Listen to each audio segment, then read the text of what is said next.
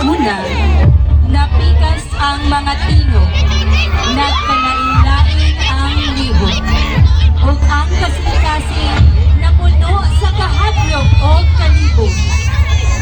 Adunay panagbangi, adunay kalayo sa tagsa-tagsa kahuna-huna.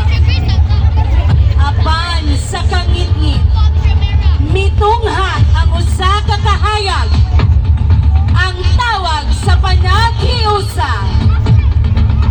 Sa ika-26 nga adlaw sa Balulang, dili lang kini usa ka selebrasyon, kundi isa ka istorya sa pagbangon